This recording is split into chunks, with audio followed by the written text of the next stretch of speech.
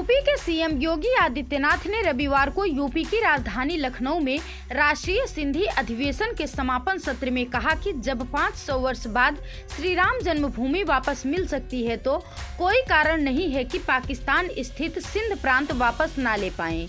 इसके लिए वर्तमान पीढ़ी को बताने की जरूरत है कि उन्होंने क्या खोया और किन कारणों से खोया है। युवाओं की संकल्प शक्ति से सफलता पाई जा सकती है। इतना सुनते ही देश के 17 राज्यों और विदेशों से आए सिंधी प्रतिनिधियों ने खड़े होकर देर तक तालियां बजाई और जय श्री राम का उद्घोष किया। सीएम योगी ने कहा कि सिंधी समाज सनातन धर्म का अभिन्न हिस्सा है, परिश्रम और पुरुषार्थ से आगे बढ़ा, लगातार देश हित में कार्य कर रहा है।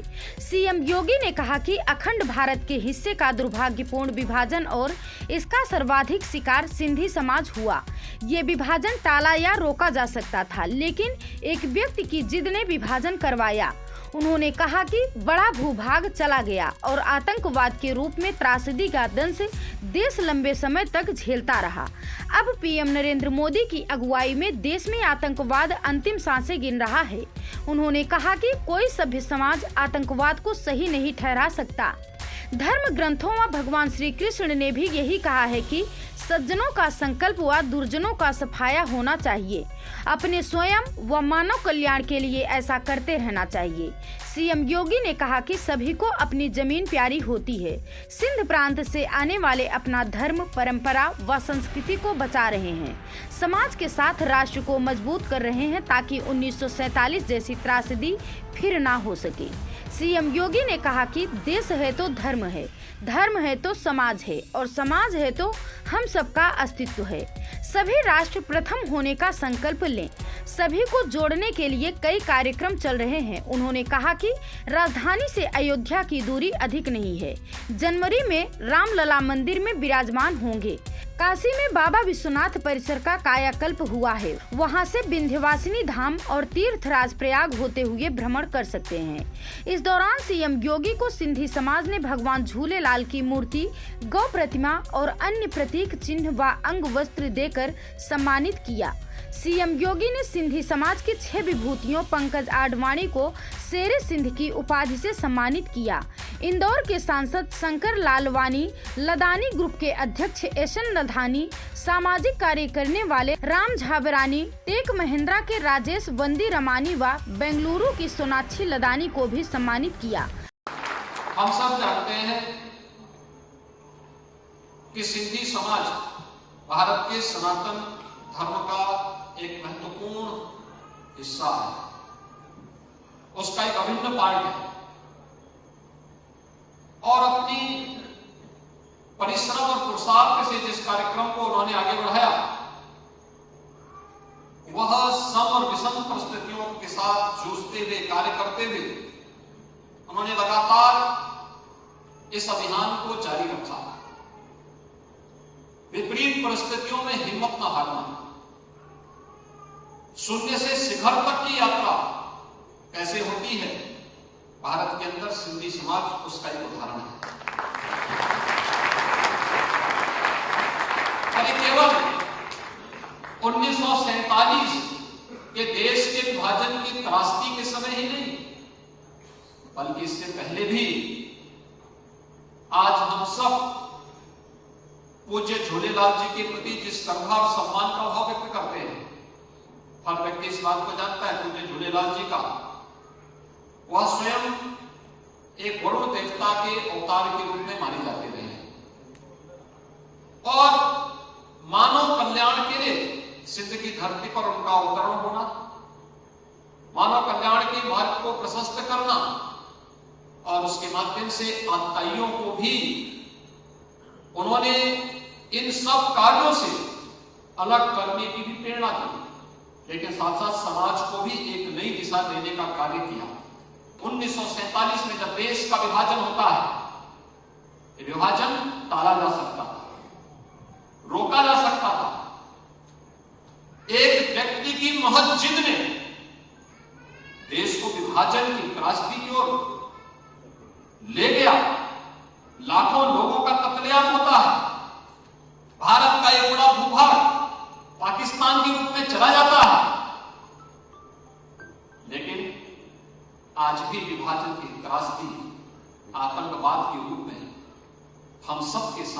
वंश मानता हुआ दिखाई देता है।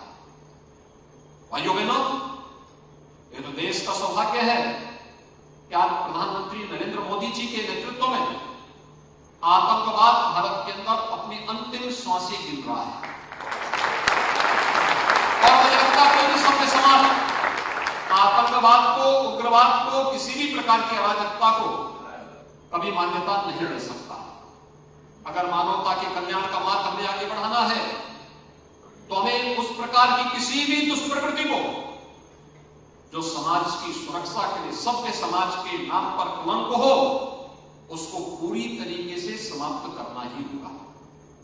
और ये प्रेरणा कहीं और से लेने की आवश्यकता नहीं, ये तो हमारे धर्म ग्रंथ इस बात की निरंतर प्रेरणा देते रहे हैं। पूज्य झूलेलाल जी का जो उत्सव मनाया जाता है वह भी इसी बात की प्रेरणा देता है। भगवान श्री कृष्ण की प्रेरणा भी इसी बात के लिए करता है। उन्होंने भी इसी बात के लिए कहा, हमें सज्जनों का संरक्षण करना है लेकिन दुर्जनों को सफाया भी करना है, दुर्जनों को समाप्त भी करना है। ईश्वरीय अवतार का कारण भी यही होता है, और केवल अपने स्वयं के लिए नहीं, वह तो मानव कल्याण का मार्ग प्रशस्त करने के लिए और उस दिशा में एक नए प्रयास को आगे बढ़ाने की आवश्यकता है। सिंधी समाज इस बात को जानता है। उन्होंने विभाजन के बाद वहां पर छोड़ी हुई अपनी भूमि हर एक को प्यारी होती है। सिंधी समाज से जुड़े बहुत लोग सिंध से आज भी भारत के अंदर आते हैं। अभी कुछ वर्ष पहले यही लखनऊ में हम लोगों ने देखा था कि किस प्रकार से सिंधी समाज से जुड़े हुए सिंध से आए हुए लोगों ने किस प्रकार की अपनी आप नीति सुना रहे थे। दिल्ली में उनके कार्यक्रम में मुझे जाने का अवसर प्राप्त हुआ था, तब भी हम देखते थे किस प्रकार की रास्ते से आज भी गुजर करके वहां पर अपने धर्म, अपनी परंपरा, अपनी संस्कृति को बचाते हुए कार्य कर रहे हैं।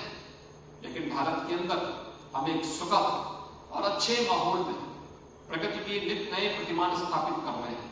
हम सब की जिम्मेदारी बनती है कि समाज के साथ साथ राष्ट्र को भी मजबूती प्रदान करने के लिए, जिससे 1947 जैसी त्रासदियां फिर से कभी ना आने पाए, यह हम सबका संकल्प होना चाहिए। और इसके लिए हम में से हर व्यक्ति की पहली प्राथमिकता होनी चाहिए। वह प्राथमिकता है कि राष्ट्र प्रथम है। पहला हमारे लिए हमारा देश है। हम अपने राष्ट्र की एकता और अखंडता के साथ किसी को भी खिलवाड़ करने की छूट नहीं देते। और कोई भी हो, हमारा सगा ही क्यों ना हो, अगर वह राष्ट्र की संप्रभुता के साथ खिलवाड़ कर रहा है तो उसका मुंहतोड़ जवाब देने के लिए हमें सदैव खड़ा होना पड़ेगा, मजबूती के साथ खड़ा होना पड़ेगा। हमें इस बात को ध्यान में रखना होगा, देश है तो धर्म भी है, धर्म है तो समाज भी है, और समाज है तो हम सबका अस्तित्व भी है। हमारी प्रायोरिटी इसी प्रकार से करनी है और उसी प्रायोरिटी को बनाते हुए हमें कार्य करना होगा, वही परंपरा को हमें आगे बढ़ाना होगा। और आज तो देश के अंदर विरासत के संरक्षण के लिए बहुत सारे कार्यक्रम चल रहे हैं। आपने देखा होगा, आप देश के अलग अलग राज्यों से यहां पर आए हैं, तो लखनऊ में अगर आए हैं तो लखनऊ से अयोध्या की दूरी बहुत नहीं है, 1.5 से 2 घंटे की दूरी में आप अयोध्या पहुंच सकते हैं। 500 वर्षों के बाद अयोध्या में भगवान राम का भव्य मंदिर का निर्माण हुआ है। और जनवरी में प्रधानमंत्री जी के द्वारा वहां पर रामलला 500 वर्षों के बाद अपने मंदिर में फिर से विराजमान होंगे। दुनिया का सबसे बड़ा मंदिर है, विरासत का सम्मान यही है। काशी में काशी विश्वनाथ धाम, आप अयोध्या से जाएंगे 2.5 घंटे की दूरी पे आपको काशी विश्वनाथ धाम मिल जाएगा। काशी विश्वनाथ धाम का दर्शन करिए। 6 वर्ष पहले क्या था, आज काशी विश्वनाथ धाम प्रधानमंत्री जी कैसे जगमगा रहा है। वापसी में अगर विंध्यवासिनी धाम होते हुए, प्रयागराज होते हुए फिर आप अपनी आगे की यात्रा करें तो आपको लगेगा कि विरासत के प्रति यही भाव हमारे मन में भी होना चाहिए, यही भाव होना चाहिए। और अगर राम जन्मभूमि के लिए कुछ कर दिया जा सकता है, 500 वर्षों के बाद राम जन्मभूमि वापस ली जा सकती है, कोई कारण नहीं कि हम सिंधु वापस न ले।